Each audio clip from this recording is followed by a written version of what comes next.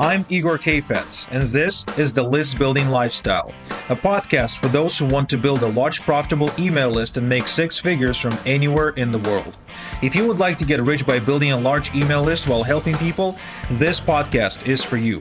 I also invite you to attend the free web class I'm conducting this week to find out how I built a list of 4,331,656 email subscribers at a profit. Secure your free seat at igor.cx. Attend this free workshop to discover an easy way to get 50 to 500 new email leads per day on complete autopilot without losing tons of money. Just go to igor.cx to attend this free web class. And now, once again, it's time to claim your list building lifestyle.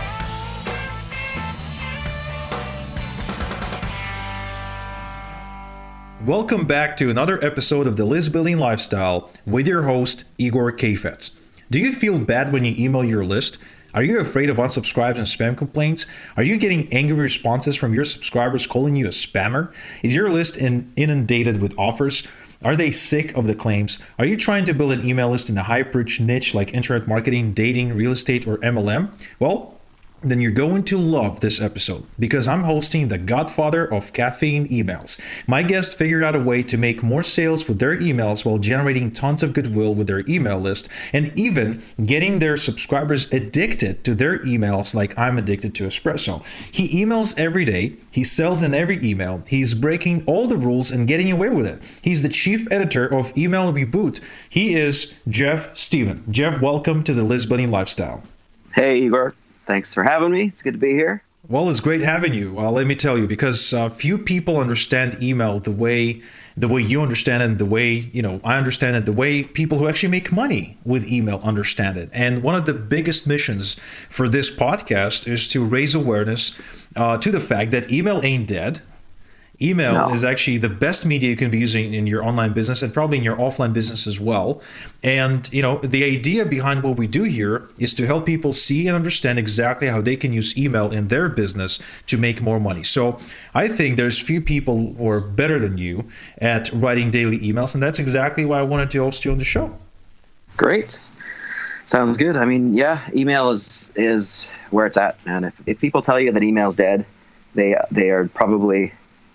they're either lying to you or they're trying to sell you something else. So it's I don't know. It's kind of irresponsible to me for people to say that email is dead, but it's there. I'm walking, talking proof that it's still making money, and it's still the highest return on investment that I've seen in any type of marketing channel. Yeah, and you've been around for a while, right? Yeah, I've been in internet marketing for probably close to 20 years now. So I've been through, I've seen it all. I've pretty much done it all, but email is pretty much what I've been focusing on for that entire time. So that's kind of my main skill. How come email stuck for you? It just seemed like it's to me, and the way I explain it to other people is it's the easiest, it's the fastest, it's what like the internet is built on top of is email communication. Like the entire internet was built on top of email, right? So everyone can email. It's not like a technically difficult skill to learn. Everyone knows how to email. And it's just, if you know how to do it well, if you get good at it, it's like the doors just are wide open for how much money you can make and how much business you can generate through email. Yeah, I agree with that completely. I guess what I'm wondering is, and this is probably something that a lot of people would wonder, is how come over the last 20 years, you've seen the development of social media sites, you've seen the development of text message marketing. How come email specifically is the one that's continuously outperforming every other media when it comes to dollars and cents and sales? I think it's the fact that, you've got social media, you've got blogging, you've got articles and all that stuff going on. But I think email is like the connector that kind of brings everything all together, right? So I think that because of that, everyone knows about email. Everyone knows how to do it. So I think it's just kind of that you call it that constant that's always been there in marketing. That's a way to make money. Yeah, it seems like everything dances around email because you need an email address to register a Facebook account. You need an email address to get your receipts when you buy stuff, right? Pretty much everything revolves around email, while at the same time, the trendsetters or the wannabe trendsetters, they want to grab our attention and take it away from email. And a lot of times, the feeling it creates or the perception it creates is that email is now gone. But when you get back to the real world, when you start buying stuff, when you transact with businesses, when you do things, that are personal, such as, getting your visa renewed or something, or setting an appointment in an embassy, or, signing your real estate contract for the new house you're buying or leasing, typically email is involved. Nobody's asking you for your Instagram account to send you your receipts or, or documents, to sign. Right. True. No, you're right. It's like it's your unique identity on the internet, right? Everyone's got one. So it's everywhere. And there's no reason why it shouldn't be capitalized on as a marketing channel. I think email is like, I talk to a lot of marketers who are maybe newer, who are just kind of getting into the game. And I find that like the biggest bottleneck that people face in their entire process or their funnel or whatever you want to call it is writing emails for some reason. It's like I can make a funnel, I can drag and drop my way into a pretty looking squeeze page and a sales page and whatnot, and I can do this, I can put this together, I can create opt-in forms. But then they get to the point where they're like, well, how do I communicate with these people? And they're like, oh, email, I don't know what to send. I don't know what to tell them. I don't know how to communicate that way. So it's this huge bottleneck for people, which kind of surprises me because email is so familiar to everybody. But it's like once they get to that point, they're like, I don't know what to write, or I'm just going to copy someone else's stuff and hope that works.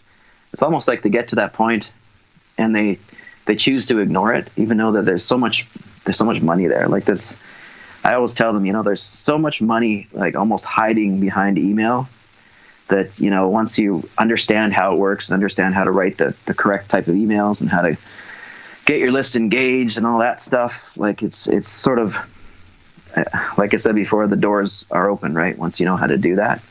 And for some reason, people just kind of let it bottleneck up their funnel, and they don't witness the potential that their sales process actually has without doing email.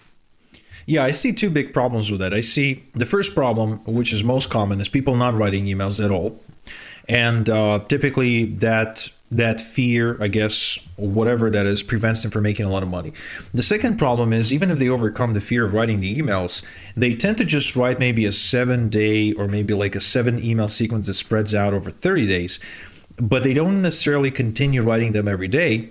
Right. And they sure as hell won't email their list every day, which is something that I think is a huge mistake. For example, recently I came back from the TNC Traffic and Conversion Summit, and while I was away, I made sure my list is getting at least 1 email a day, and on some days we mailed out more than once.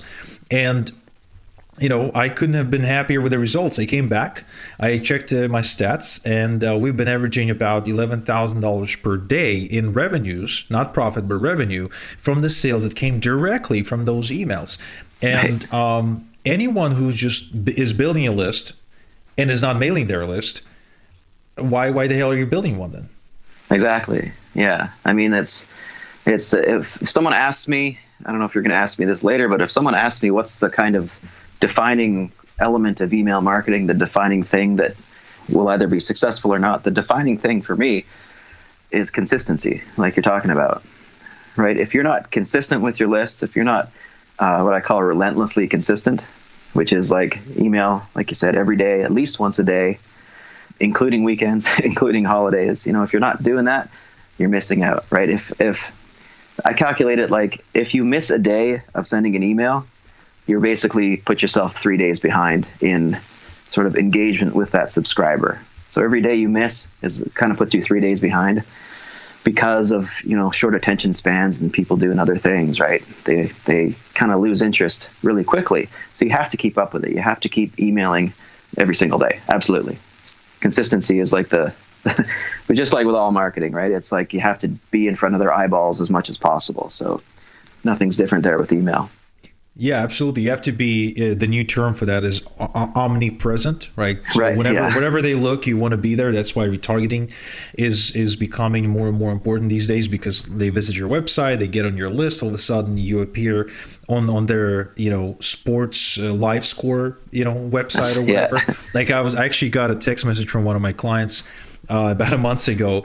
He's a big hockey fan, and he's like, sending me a screenshot. He's with our banner ad, and he's like, "You're everywhere." It's like, "You're on my hockey website." But as far as email, the consistency of mailing every day is critical. And I'll even go ahead and suggest this, taking it a little bit further. What I try to do, I try to email on the exact same hour every day.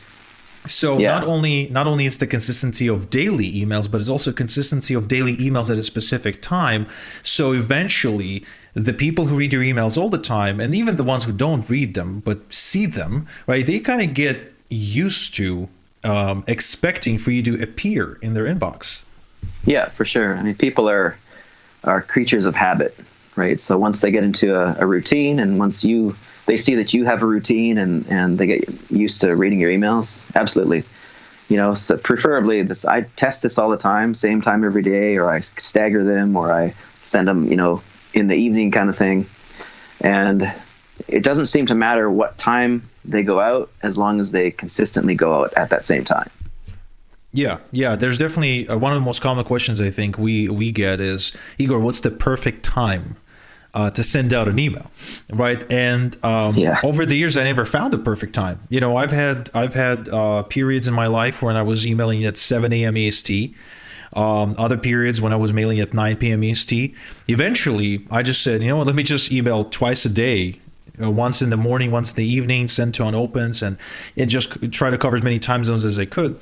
But as far as, there not being the perfect time, unless that is the exact same time every day, that is so true. Now, you mentioned email identity. Which is something I never heard anyone else talk about, and I study email every day. Do you mind expanding on that a little bit? Email identity? Yeah. Or you said email is everyone's unique identity on the internet. Oh, no, I just mean that, everyone has an email address, right? It's your unique identity across the internet. There's only one of you. There's only one email that you have. So I'm just saying that's why email is so foundationally important to internet marketing. That's the foundation, or the root of who you are on the internet, is your email address. That's kind of what I was going for there. Yeah, got it. Okay, cool. And I agree completely. Not only that, I think it's also about being very personal. Like when you're in their inbox, it's a more personal relationship than being on their Facebook feed.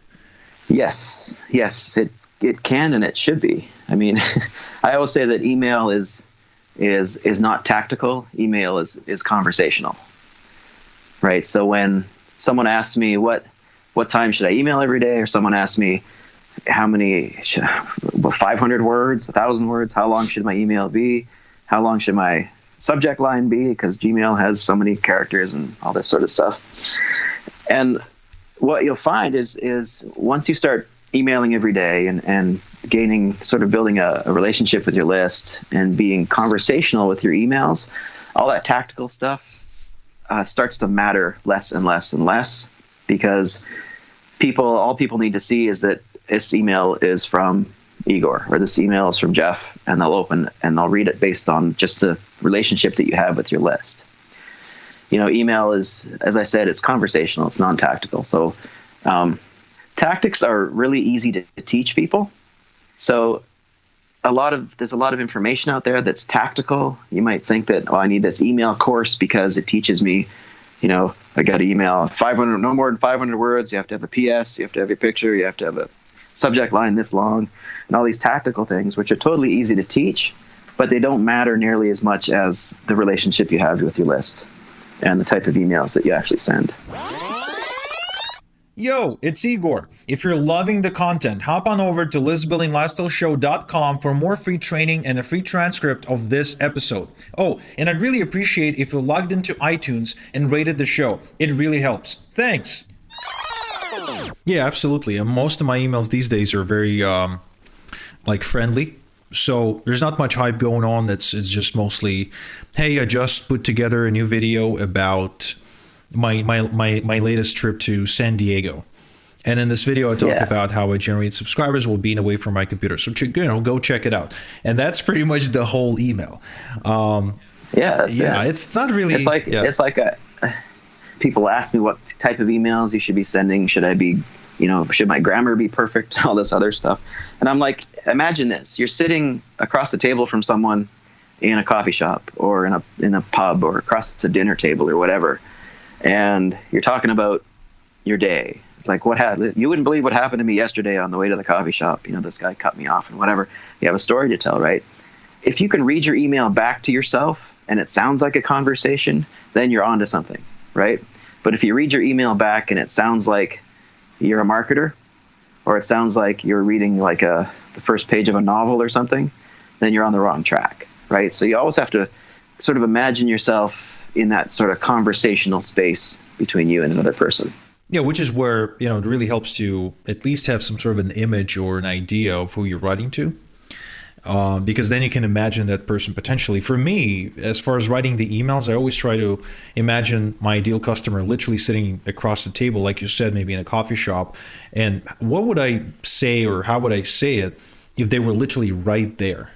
And it really helps with not trying to get caught up in big words and swipe files and stuff like that. Yeah. I always tell people to stay away from those swipe files. There's so many. So, I'll just copy and paste these templates and put in my name and send those out. And I'm like, really? Why would you do that? Why would you take someone else's email that maybe worked for their list? What makes you think that email would work for your list? Right? Knowing how you built your list and hopefully knowing who your customer is and who is actually on your list, right? Those templates aren't going to work. All they're going to do is they'll probably actually do the opposite of what you want. They'll probably push people away because you're going to sound like you're pretending to be someone else, right? It just doesn't work. Yep. From experience, I can tell you, stealing other people's emails word for word simply does not work. I used to do a lot of that, and I would be so angry. It's like, oh, Frank Kern sent out that email, and it obviously worked for Frank Kern. Why is it not working for me? So at the earlier on the call, I mentioned caffeine emails, and I'm sure a lot of people are wondering right now, what the hell are those? So, can you give us the caffeine emails 101? Caffeine emails are it's basically the process that I use to come up with my emails. I mean, I use caffeine because caffeine is, for one thing, I drink a lot of coffee. So I get up in the morning, and my routine is I get up in the morning, I send my kids off to school, do all that. And then once I get started, I get my coffee. And my first thing in the morning task is writing my emails for the day, right? And I've got it down to my entire process, probably 20 to 30 minutes to get my emails written and send them out, right? And I use caffeine because caffeine is just one of those things that triggers your mind. It wakes you up. It keeps you engaged. And it sort of, the way caffeine works in your brain is it blocks the mechanism in your brain that makes you tired, right? So it pushes all the tiredness away and keeps you alert and keeps you sort of stimulated, I guess. And I sort of, the reason, that's why I call them caffeine emails, because I kind of you have to sort of weave that logic into your emails as far as stimulating people's brains and getting them into your story and giving them visuals so they can relate to your emails and put themselves in your story. And that's kind of the gist of why I call them caffeine emails. All right. So what do you write about? Whatever. I mean, typically we go with storytelling emails. A quick story, a quick snippet of my life, something that happened, something that might have happened, but I might just be making up at the time, doesn't matter. Something that you can transition from your story into your sales pitch, right? So it's not, I'll say it's simple, but it's not easy. Like, it's simple to do because we're just writing emails, but it's not something that's easy to be really good at it. So you have to you have to have people, critique you and review your stuff and teach you how to do it right. But the emails that I write can be about almost anything, as long as they don't sound like marketing emails, as long as they sound real, as long as they're conversational. It's like me picking up the phone and giving you a call and say, hey, what's up? How's it going? And then you start talking and you get into conversations and this happened. And it's a very non-specific thing. There's no perfect formula, right? But it's all comes out in how you develop your style, how you develop your own lingo, how you develop your own pattern, I guess, when you write, right? And I think that when you start writing every day and you start being consistent, all that comes out, right? All your personality comes out in your email and how you write and how you sort of use different words and how you spell things maybe differently just to be different or whatever, right? So it's kind of an ongoing process. Yeah, absolutely. Are there any go-to like topics or principles you tend to go to when you're struggling to come up with things to talk about in your emails? Not really any go-tos. What I use frequently can be like if my product is teaching people how to write emails, I will set examples using other people's experience, like other people's examples, and showing people what not to do, kind of thing. It's one of the things I use. Just going like, well, this,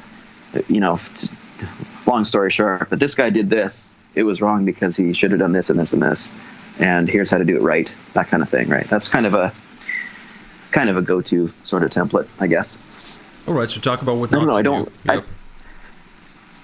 I don't really have a template. I have I don't know if it's a talent or just a practiced skill to just start writing and just coming up with stories that work pretty good and transitioning into the sales pitch. Okay. So when you sit down to write a story then, is there a template to the story you tend to follow? Or are there maybe a couple of templates with like the way they're structured in terms of like building blocks? Because typically, and I'm talking about my own experience and experience connecting with other writers, you can typically spot the formulas that those writers are using. Right.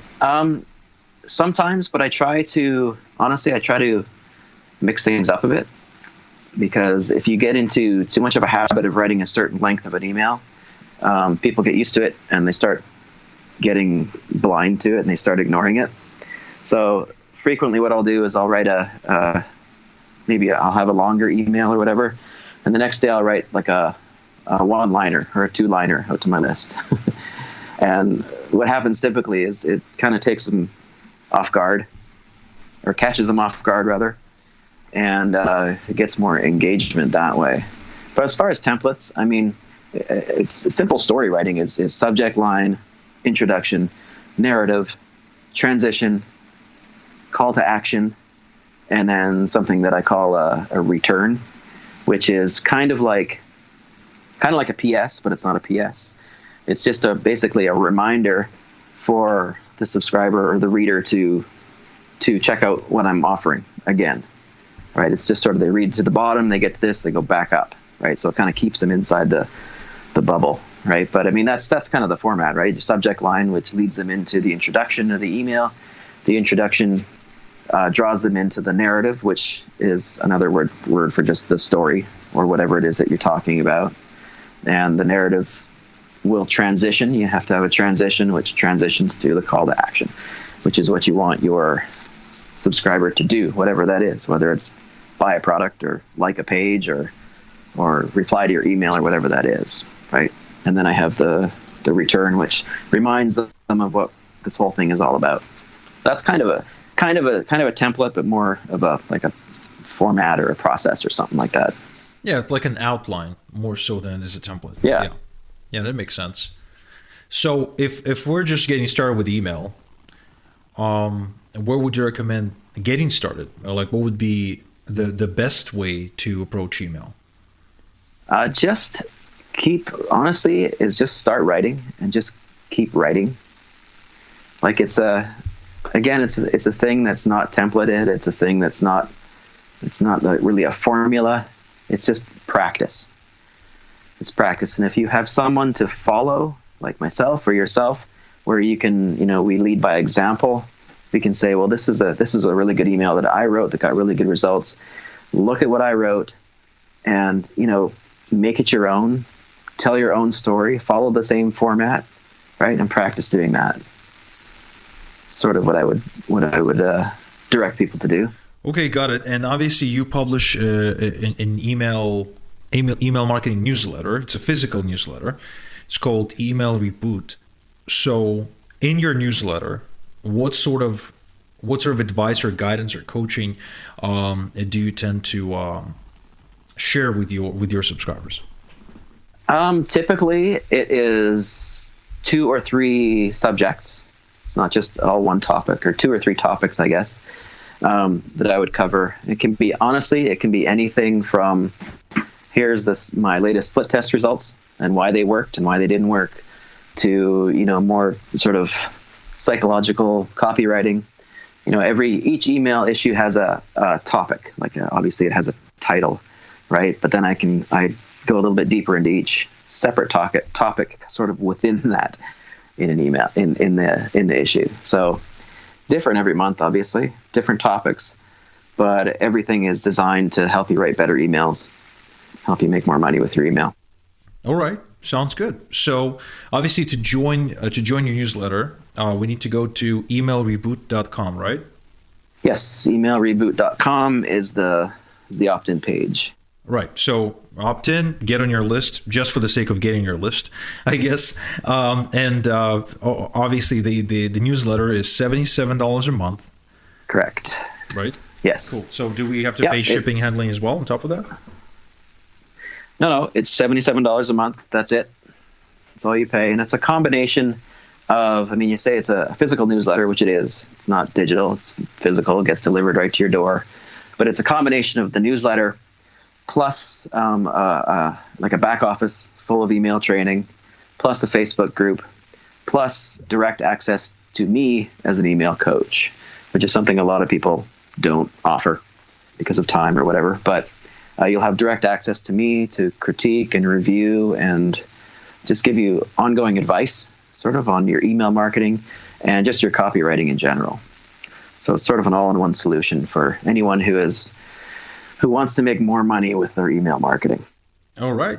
Got it. So that's emailreboot.com. If you want to get on Geoff's list, as well as sign up for the Email Reboot newsletter. It's a physical newsletter plus coaching, plus guidance, plus access directly to Geoff, who will review and critique your emails, which nobody does for $77 a month. It just doesn't happen. All right, cool. So before we part, any last few words of wisdom for beginner email marketers? If you're just getting into email, I would recommend jumping in, keep writing every single day, focus on the fact that you have to be relentlessly consistent with your emails to be successful, and just practice. How do you get to Carnegie Hall? Practice. That's right. All right, cool. So thank you very much for tuning in to another episode of the List Building Lifestyle. This is Igor Caffeine and Geoff Steven. Thank you so much, and until next time we chat, have a good one. Thank you for tuning in to the List Building Lifestyle. Get access to previous episodes, the transcript of today's show, and exclusive content at our website at listbuildinglifestyleshow.com. Also, don't forget to claim your free seat at the traffic workshop I'm conducting this week, where I'm showing how I built a list of 4,331,656 email subscribers without losing money, and how my clients are putting anywhere from 50 to 500 new leads per day on their list at a profit without any list building experience. Just go to igor.cx to claim your free seat now.